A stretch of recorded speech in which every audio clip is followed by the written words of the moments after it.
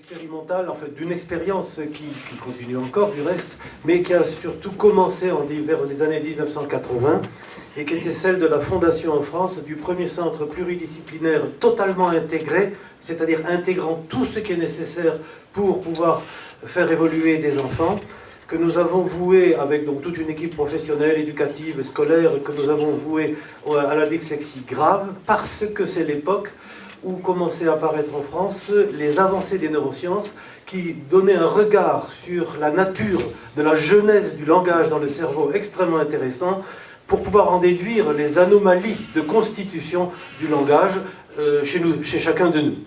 Et donc c'est l'époque où le CHU de Marseille, en neuropédiatrie, Robert Debré, Necker Enfants Malades et bien d'autres, effectivement, avaient des services de recherche en matière d'anomalies des troubles d'apprentissage qui se sont beaucoup développés, avec déjà un grand débroussaillage dû à la recherche française, mais aussi à la connexion avec la recherche belge, suisse, américaine, etc. Dans le monde entier, au même moment, ce problème s'est posé à cause de l'avancée des sciences. Eh bien, c'est le moment où beaucoup d'éléments semblaient extrêmement probants, extrêmement prometteurs, et il fallait quelque part essayer de modéliser comment s'y prend-on, quelle est la démarche possible par rapport à ces enfants qu'on ne peut pas laisser dans cette situation, parce qu'ils souffrent beaucoup, les parents souffrent beaucoup, et leur pronostic pour la vie future peut quand même être quelquefois sérieusement altéré. C'est la raison pour laquelle, comme il y avait un consensus dans toutes ces équipes médicales, à l'INSERM et au expérimental, en fait, d'une expérience qui continue encore du reste, mais qui a surtout commencé vers les années 1980, et qui était celle de la fondation en France du premier centre pluridisciplinaire totalement intégré, c'est-à-dire intégrant tout ce qui est nécessaire pour pouvoir faire évoluer des enfants, que nous avons voué avec donc toute une équipe professionnelle, éducative, scolaire, que nous avons voué à la dyslexie grave, parce que c'est l'époque où commençaient à apparaître en France les avancées des neurosciences qui donnaient un regard sur la nature de la genèse du langage dans le cerveau extrêmement intéressant pour pouvoir en déduire les anomalies de constitution du langage chez chacun de nous. Et donc c'est l'époque où le CHU de Marseille, en neuropédiatrie, Robert Debré, Necker Enfants Malades et bien d'autres, effectivement, avaient des services de recherche en matière d'anomalies des troubles d'apprentissage qui se sont beaucoup développés, avec déjà un grand débroussaillage dû à la recherche française, mais aussi à la connexion avec la recherche belge, suisse, américaine, etc. Dans le monde entier, au même moment, ce problème s'est posé à cause de l'avancée des sciences. Eh bien, c'est le moment où beaucoup d'éléments semblaient extrêmement probants, extrêmement prometteurs, et il fallait quelque part essayer de modéliser comment s'y prend-on, quelle est la démarche possible par rapport à ces enfants qu'on ne peut pas laisser dans cette situation, parce qu'ils souffrent beaucoup, les parents souffrent beaucoup, et leur pronostic pour la vie future peut quand même être quelquefois sérieusement altéré. C'est la raison pour laquelle, comme il y avait un consensus dans toutes ces équipes médicales, à l'INSERM et au CNRS, on a fédéré tout ça dans un système associatif qui s'appelle les Lavandes, dans lequel, effectivement, il y avait à la fois tout un plateau scolaire en convention avec l'éducation nationale, donc avec affectation d'instituteurs spécialisés, que nous avons presque dû spécialiser car il n'y avait pas de formation du tout en la matière, il faut le dire. Et à côté, donc, tout le plateau technique nécessaire pour ces enfants, comprenant donc orthophonistes, psychomotriciens, neuropsychologues, c'était une chose nouvelle, psychologues cliniciens et psychothérapeutes, et quelquefois même psychiatres pour certains dégâts de la personne chez certains enfants. Je rappelle que je parle là de dyslexie grave, donc effectivement, les conséquences de la dyslexie grave sur la personnalité sont effectivement plus importantes que pour la dyslexie légère. Et donc, on a monté donc, tout un système de travail en continuation de collaboration, recevant des enfants pour en moyenne 2 ans.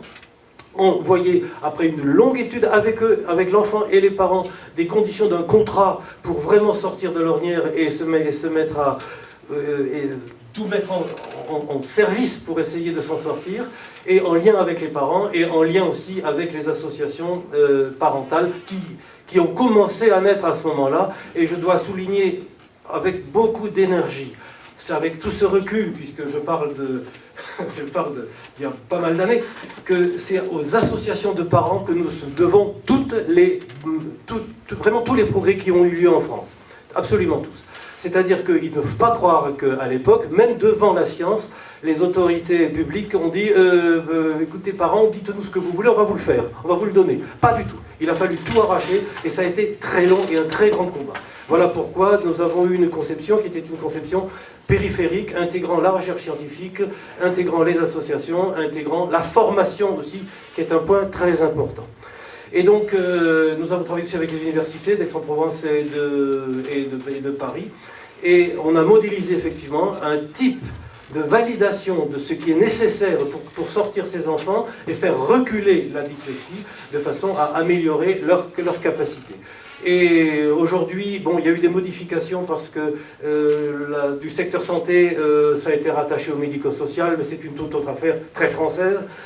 Personnellement, j'ai laissé les fonctions de direction générale en 2003 et je me suis consacré uniquement à la formation, donc qui était quelque chose de très important, de capital même pour tout le monde, pour tous ceux qui ne connaissaient pas. Et je me suis voué, parce que j'ai été appelé comme expert dans une grande association européenne qui s'occupe des enfants de l'Europe entière, qui s'appelle Eurochild.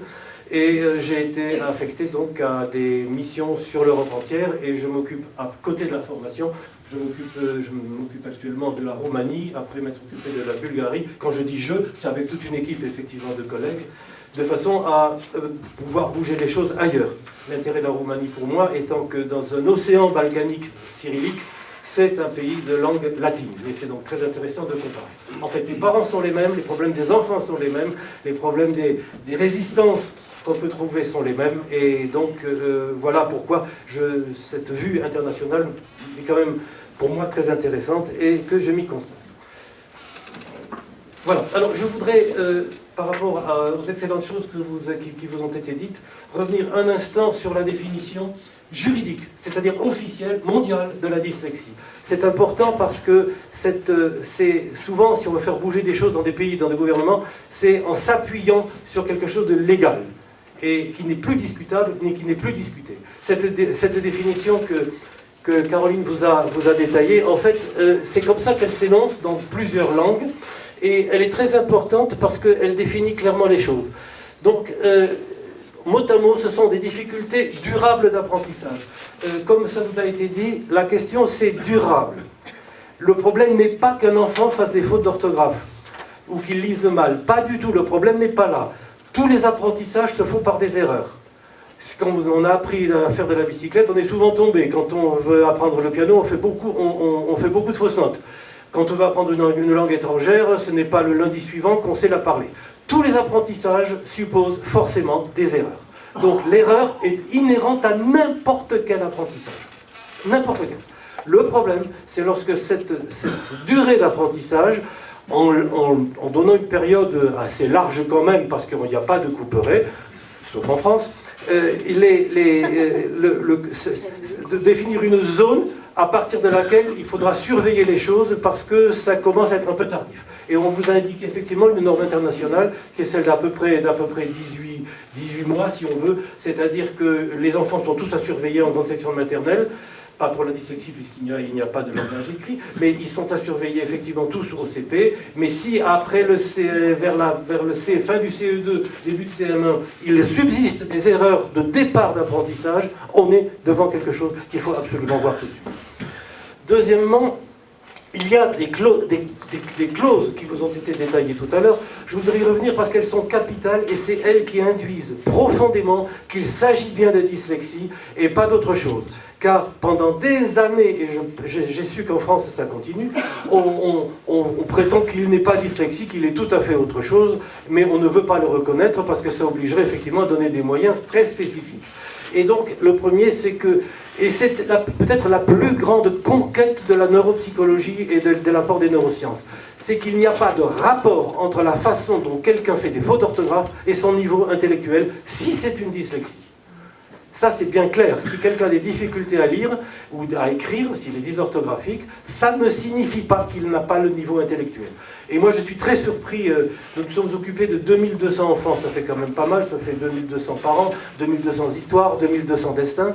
Eh bien, j'étais très surpris de voir quelquefois des QI superbes, performances de 110, 120, 130, avec des écrits illisibles par nous, les adultes, et illisibles par l'enfant lui-même, qui n'arrive même pas à relire ce qu'il a voulu dire, qui est indéchiffrable, et qui, face à un texte, ne prend pratiquement aucune information qui est dedans. Et ça n'a pas de rapport avec l'intelligence.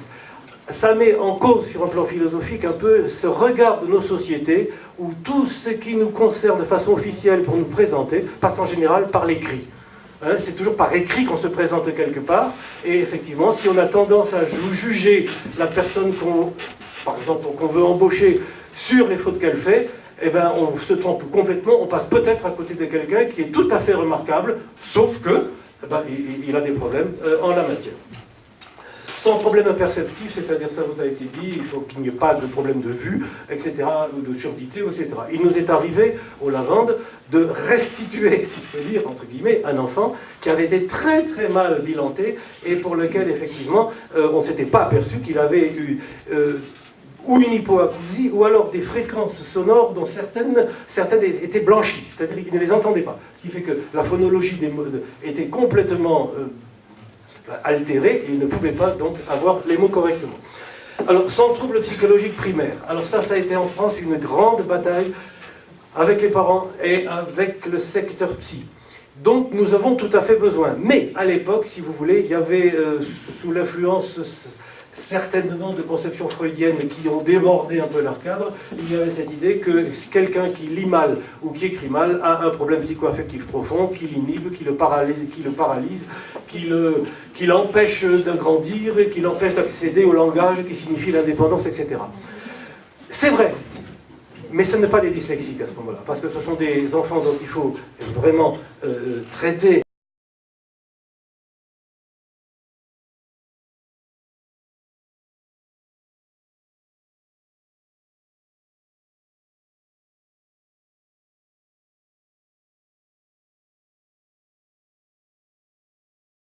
la souffrance psychologique, l'inhibition, les aspects régressifs, etc. Et pour libérer les acquisitions, donc ce n'est pas un dyslexique, ce n'est pas du tout un dyslexique. Par contre, et je n'aurai pas le temps dans cette courte intervention de le détailler, mais la dyslexie pour provoquer ce qu'on appelle des problèmes psychologiques secondaires à la dyslexie, c'est-à-dire que l'enfant a débarqué d'aller à l'école tout à fait standard dans la normalité, mais il s'est de plus en plus altéré parce qu'il a souffert de sa dyslexie, qui, pour la dyslexie sévère, tout au moins, est extrêmement insupportable. Bon, normalement scolarisé, ça va de soi. Si on a un enfant qui a été asthmatique et qui a manqué pratiquement la moitié du CP parce qu'il était en crise la nuit, c'est clair qu'il a loupé beaucoup de choses et que son apprentissage est mité. Et enfin, d'environnement socioculturel normal, il est évident que si c'est un enfant primo arrivant en France et qu'il est dans un milieu qui ne parle pas français, qui n'écrit pas français, et que tout le monde autour, effectivement, est pareil, il n'y a pas la sollicitation, le cadre qu'il y a pour les autres pour cela. Next time. Voilà. La statistique qui est là est une statistique mondiale qui veut dire que dans le monde entier, pour les langues alphabétiques, je n'ai pas eu le temps de m'intéresser au chinois, enfin à toutes les langues qui ne sont pas alphabétiques, on est dans cette configuration-là, 8 à 10% des enfants concernés, dont environ, enfin vous le lisez comme moi, 8 à 10%, faut presque ça flotte, parce que ça dépend en dyslexie légère, où est-ce qu'on fait commencer le fait qu'il est dyslexique.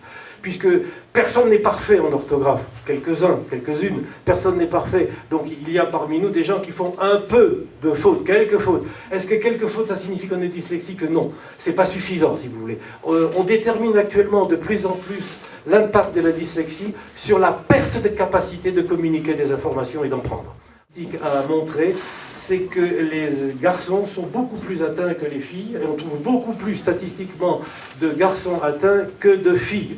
Ce qui induirait une plus grande solidité chez les filles, dans le mécanisme neurocérébral des filles, en matière de langage, et qui est une fonction très pointue, pour lequel les hommes, effectivement, seraient plus fragiles, plus faibles et plus handicapés.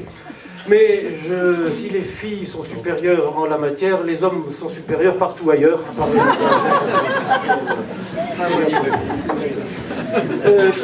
Vous avez en bas donc cette reconnaissance mondiale qui est le CIMDI, c'est la classification internationale des maladies, sous sa référence. Je retrouve ça écrit en cyrillique, en roumain, dans toutes les langues. C'est donc un consensus absolument général. Voilà, alors ce que je voudrais, sur le point sur lequel je voudrais insister aussi, c'est que ce qu'on sait, si vous voulez, sur ce qui installe, entre guillemets, une dyslexie, c'est simplement un problème de différence de maturité dans le développement de certaines fonctions et sous-fonctions neurocérébrales. Contrairement à ce qu'on croit, le langage, ce n'est pas une zone dans le cerveau, c'est un ensemble de zones qui chacune peut être altérée dans la construction neuronale, avec certains qui développent de très grandes performances sur certaines de ces fonctions, et d'autres qui ont beaucoup plus de difficultés. Michel Zorman avait fait tout un travail de reconstitution avec un panel de dyslexiques sur un problème de maths de CE2, et qui était à peu près, bon, c'était des enfants qui avaient été choisis pour des gros problèmes de segmentation, hein, et d'erreurs phonologiques. Par contre, là où j'attire votre attention, c'est que vous êtes probablement en train, juste là maintenant, de faire un effort considérable pour essayer d'avoir l'énoncé. Bon, si vous étiez un élève intelligent, qui n'avait aucun problème pour comprendre les maths, combien allez-vous avoir en répondant là, puisque vous ne comprenez pas ce qu'on vous demande, vous ne comprenez pas les informations, donc c'est zéro. Vous ne pouvez pas répondre, puisque l'enfant ne peut pas répondre, puisqu'il ne peut pas. Il ne peut pas interpréter ça. Il ne peut pas le passer dans la sphère de la compréhension. C'est incompréhensible. Par contre, si on l'enlève, c'est un texte très banal, très ordinaire. Et cette situation que vous venez d'avoir, c'est celle du dyslexique toute la journée dès qu'il y a un écrit quelque part. Alors évidemment, en dyslexie légère ou moyenne, il perçoit quand même des choses. En dyslexie sévère, c'est le mur. Donc mettez-vous à la place d'un enfant qui du matin au soir est devant des écrits dont une partie, sinon même tout, lui échappe. Alors que chez ses copains, ça n'échappe pas. Voilà. Alors, je reviens maintenant à mon propos sur les erreurs qui ont été faites et qui sont une belle collection et qui en France n'ont pas disparu et dans beaucoup de pays.